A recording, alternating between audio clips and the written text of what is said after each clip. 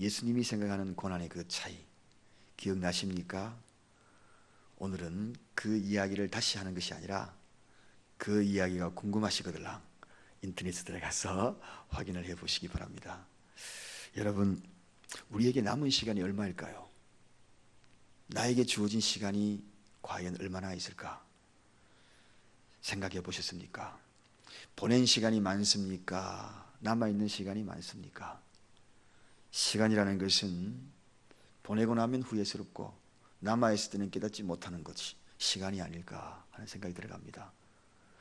보낼 때는 전혀 인지를 못하지만 보내고 나면 참 아쉽다. 그런데 아쉬움으로 끝나면 참 좋은데 그 아쉬움의 평가가 기다리고 있다면 우리는 과연 어떻게 이 시간을, 남은 시간을 보내야 하는가 하는 것입니다.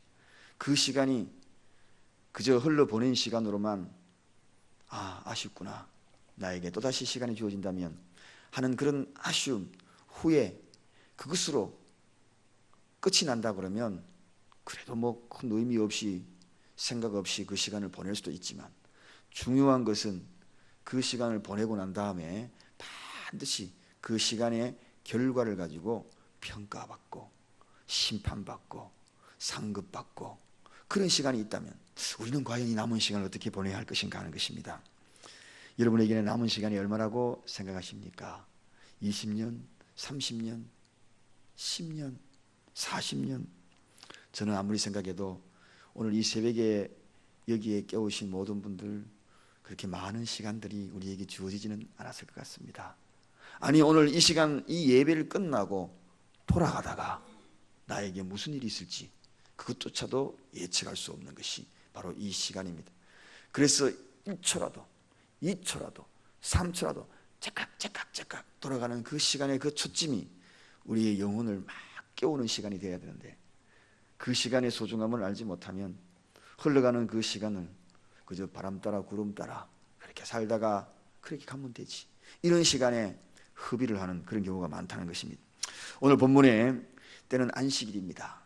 이 안식일에 거룩하게 지켜야 하는 것은 당연한 일입니다.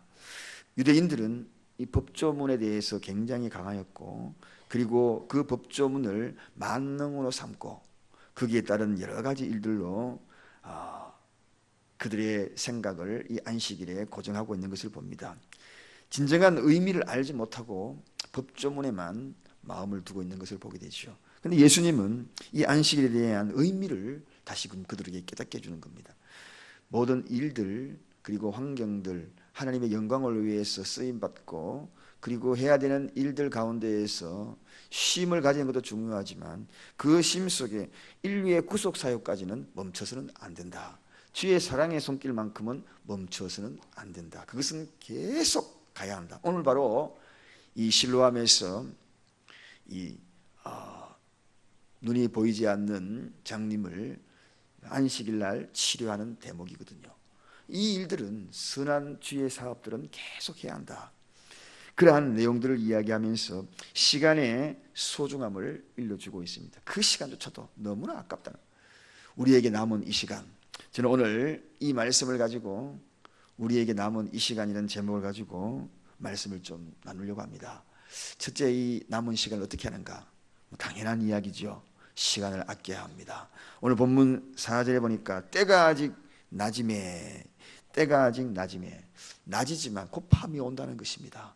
이 이야기는 시간을 아껴라, 시간을 아껴라. 항상 기회가 있는 것은 아니다는 것입니다. 낮이 되면은 금방 밤이 돌아온다. 기회가 곧 지나간다는 것입니다. 한마디로 이야기하면 이 남은 시간에 일할 수 있는 이 시간은 이제 멀지 않았다는 겁니다. 우리에게 일할 수 있는 이 시간은 멀지 않았다. 제 친구들도 벌써 금융권에 있는 친구들은 거의 다 작년 말로 은퇴를 했습니다. 그래서요, 금융권은 일찍 은퇴를 하잖아요. 친구들이 한 번은 전화가 와서, 친구야 오늘 뭐하냐, 월요일날 밥 한 끼 하자. 그래서 오래간만에 걸려온 학교 친구라서 그래. 그래서 나가니까 2명이 거기 와가지고 있더라고요. 그래서 너는 오늘 직장 안 가냐? 나는 오늘 신나지만 너는 오늘 월요일날 왜 왔냐? 은행이 되게 바쁠 텐데. 시간 다 지났어 그러는 거예요. 시간 다 지났어. 무슨 시간 다 지났는데 나는 그때도 생각을 못 했거든요. 우리 할 일 다 끝났어 그러는 거예요. 시간 다 지났어. 하고 싶은 일도 이제는 할 수 있는 그 시간이 다 지났다. 여러분, 언젠가 우리에게는 다 지났다. 세월을 아낄 수밖에 없는 이유는 일할 시간이 이제 곧 다 지나는 시간이에요. 곧 밤이 온다는 것입니다. 그러므로 에베소서 5장 16절이죠. 세월을 아끼라. 때가 악하니라. 그렇게 얘기합니다. 세월을 아끼라. 세월을 아끼라. 시간을 잘 생각을 해봐야 한다. 나에게 주어진 시간, 이 소중한 시간이 얼마나 빨리 지나가는지. 그런데 이 남은 시간에 우리가 일을 하기는 해야 돼. 무슨 일을 하느냐? 이것 또한 중요하다는 것입니다. 일 가운데에도 열심히 이 남은 시간을 소중하게 보내는 것이 중요한데 어떤 일을 하는 것이 소중하냐는 것입니다. 무의미한 일을 열심히 하는 것도 세월을 허송하는 것입니다. 꼭 일을 열심히 한다고 해가지고 세월을 알차게 보내는 것은 아닙니다. 일을 열심히 뼈 빠지게 일을 해도 그 일이 과연 우리에게 소중한 일로만 남을 수 있고 하나님 앞에 평가받는 그 일인지를 들여다봐야 하는 것입니다. 이게 소중한 것입니다. 그것조차도 이 남은 시간에 우리는 점검을 해봐야 한다는 것입니다. 영혼을 만족해 하는 것, 내가 하고 있는 이 일들 속에 영혼을 만족하는 것 무엇인가 걸려 있어야 합니다. 그래서 중보기도 할 때에 1강에서 말씀을 드렸죠. 위의 것을 찾으라. 위의 것을 찾으라. 위의 것과 연관이 되어야 한다는 것입니다. 우리가 열심히 뼈빠지게 일을 하더라도 위의 것과 연관되는 일들을 하시기를 주님의 이름으로 축원드립니다. 위의 것과 연관되지 아니하면 뼈빠지게 일을 해도 허송세월을 보낸 겁니다. 내가 하고 있는 일의 목적이 뭔가? 직장에서 열심히 일하면서 눈동자를 돌리십시오. 환경을 바라보십시오. 거기에서 위의 것과 연관된 것이 뭔가? 내가 사업을 하면서도 위의 것과 연관된 것이 뭔가? 공부를 하면서도 위의 것과 연관된 것이 뭔가? 위의 것과 연관되지 아니한다면 우리는 아마도 허송세월, 남은 시간 위의 것과 연관된 그 일들을 해야 합니다. 영혼과 연관된 일들을 해야 한다는 것입니다. 오직 60만 만족해 하는 그 일들, 60만, 여기에는 문제점이 있는 것입니다. 허송세월과 다를 바가 없다는 것입니다. 열심히 오늘도 일을 하십시오. 주어진 일에서 열심히 하십시오. 그리고 그러면서 머릿속에 생각해야 될 것이 있습니다. 하나님, 이 일이 위의 것과 연결되기를 원합니다. 이것이 소중하다는 것입니다. 육신의 기쁨은 그 파장과 그 깊이는 아주 짧습니다. 이 땅에 육신의 그 기쁨이 오래가지 못하죠. 그러나 영혼의 그 기쁨은 그 파장이 깁니다. 깊이가 있습니다. 넓이가 있습니다. 영원합니다. 그래서 그것을 영생이라 이야기하는 것입니다. 오늘 우리는 바로 이러한 일들, 목회를 하면서 제일 기쁜 것이 여러분도 느낄 겁니다. 한 영혼이 하나님으로부터 멀어져 있다가 돌아올 때, 지난주에 새 가족이 이렇게 두 장이 이렇게 딱 올라가지고 등록 이렇게 딱 하다 딱 잡잖아요. 주일마다 이렇게 딱 잡으면은 손이 가슴이 마음속에 웅크르고 막 흥분되기 시작을 해요. 새 가족 환영회를 지난 주일날 마치고 진행을 할 때 어떤 분이 저에게 그러시더라고요. 아유, 목사님, 왜요? 오늘 너무너무 좋아요. 너무 행복해요. 그래요, 행복해요. 새 가족 환영회가 얼마나 행복합니까? 세상에 있는 많은 하나님을 알지 못하는 이들이 이제 하나님께로 돌아왔어. 그거 있어. 바른 신앙. 신앙을 놓고 있고 신앙의 줄을 그동안에 놓고 있던 이들이 하나님께로 돌아와. 너무너무 반가운 그런 일이 아니겠습니까? 최고의 기쁨이죠. 그렇습니다. 시간을 아끼자. 위의 것과 연관된 일이 우리의 기쁨이 되기를 원합니다. 최고의 기쁨. 두 번째는 이 남은 시간에 우리가 해야 될 것은 5절에 있습니다. 내가 세상에 있을 동안에 세상의 빛이로라. 남은 시간 우리가 해야 될 일이 뭡니까? 빛을 비춰야 합니다. 시간을 아끼면서 빛을 비춰야 돼. 사랑하는 여러분, 세상에는 많은 어둠의 세력들이 이 세상에 자리 잡고 있어요. 어둠의 이야기들이 이 세상을 슬프게 해요. 괴롭게 해요. 그 가운데 우리가 해야 될 일이 무엇인가요? 빛을 비춰야 하는 것입니다. 빛을 비춰야. 예수님이 이 세상에 있을 때에 빛을 비췄다. 이 이야기는 다른 말로 어둠의 세력들을 몰아내는 그 일들을 했다는 것입니다. 그렇다면 이제 우리가 해야 될 일이 뭔가? 예수님은 그 일을 하시면서 우리에게 하신 일이 있습니다. 이제 빛으로서의 그 빛을 위임해 주신 것입니다. 이제 맡겼습니다. 우리가 이제 그 빛의 역할을 감당해야 하는 것입니다. 주님은 이 시간을 아낄 때에 그 아끼는 그 역할에 분명히 일러주시오. 이제 빛의 역할을 감당하는 것이 시간을 아끼는 것이다. 여러분, 이 빛의 일을 하는 것, 빛을 비추는 것에 대한 부분을 그럼 어떻게 우리가 빛을 비추는가? 머리에 랜턴을 들고 다니는 것이 빛을 비추는가? 전등불을 들고 다니는 것이 빛을 비추는가? 그게 아니라 이 빛을 비춘다는 것은 마태복음 5장 16절에 분명히 밝히고 있지요. 너희 착한 행실로, 착한 행실로. 여러분의 착한 행실이 우리 주위에 빛이 되어야 합니다. 착한 행실, 다른 것 없습니다. 우리 믿는 사람들은 구원받은 이상 그때부터 착한 행실로 돌았어야 돼. 목회자도 옛 행실을 마음들 추스리고 돌아서려고 노력을 해야 돼. 성도님도 마찬가지고 우리 모두 착한 행실. 세상에 우리가 어떻게 빛이 되겠습니까? 무엇으로 빛이 되겠습니까? 빛이 된다 그러니까 어떻게 되겠어요? 말 한마디도 빛이 돼야 되고, 행동 한마디도 착한 말을 해야 되고, 선한 말을 해야 되고. 에베소서에 분명히 마태복음 5장 14절에 나와 있지 않습니까? 이 착한, 너희 착한 행실로 하나님께 영광을 돌린다고. 하나님 영광 돌리는 방법은 다른 것이 아니에요. 착한 행실입니다. 이 착한 행실을 하기 위해서 우리가 오늘 해야 될 일이 뭔가? 선한 눈빛으로, 선한 행동으로, 선한 말로, 선한 손빛으로 믿지 않는 사람에게 다가가서 보십시오. 야, 역시 예수 믿는 사람은 다르다. 이런 게 바로 착한 행실 아니겠습니까? 예수 믿는 사람은 다르다. 그것을 심어주는 것이 착한 행실이 아니겠어요? 그걸 바라보면서 나도 예수 믿어야 되겠다. 나도 빛 가운데로 가야 되겠다.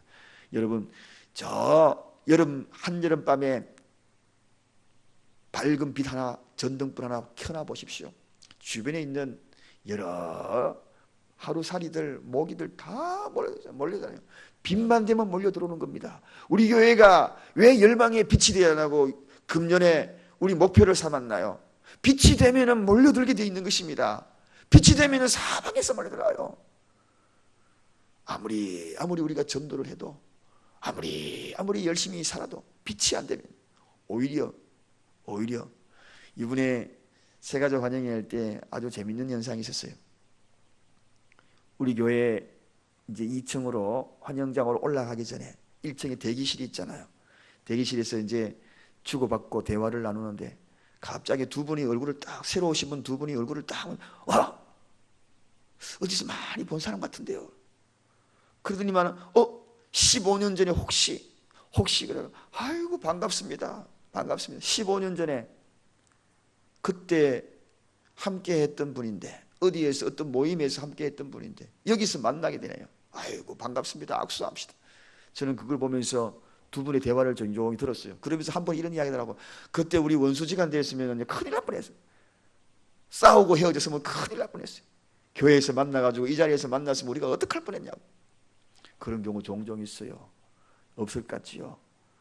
새가족 우리 교회 와서 다 보니까 어떤 분이 예를 들어서 저분 옛날에 나에게 어떤 분인데 내가 이 교회 가니 다른 교회 가지. 아니 교회 가지 말아야지. 그런 일이 실제로 있었어요. 우리 교회가 아니라 어떤 직장에서 과장인지 부장인지 거기에서 계속 얼마나 비인간적이고 그 모습 보면서 세상적인 것을 도맡아 하는 그런 분이 계셨다는 거예요. 그런데 어떻게 해가지고 그분이 교회 다니는지 모르고 밑에 있는 분이, 직원이 어느 날 친구의 손에 있길래 전도받고 교회에 갔는데 그 과장인지 부장인이 대표 기도를 하더라는 거예요. 그걸 보고 뒤로 나가버릴 뻔했다는 거예요. 그래서 내가 이 교회 가느니 저 교회 안 간다. 여러분, 세상에 빛이 되어야 합니다. 그때 헤어졌던 저 사람이, 내가 보고 싶었던 저 사람이 여기에 있네. 우리 사랑교회 올 때마다 그런 이야기가 들려오기를 바랍니다. 여기에 있었구나. 세상에 빛이 되어야 합니다. 그리고 이제 이 남은 시간에 바로 이 두 가지가 우리가 해야 될 일입니다. 시간을 아껴야 돼요. 세상에 빛이 돼야 돼요. 그렇다면 이렇게 살면은 그냥 끝인가? 그게 아닙니다. 4절 보니까 밤이 오리니 그때는 아무도 일할 수 없느니라. 반드시 밤이 온다. 다른 말로 이야기하면은 이제 열심히 그 일들을 빛이 되기 위해서 노력을 했으니 밤이 온다. 쉼이 온다.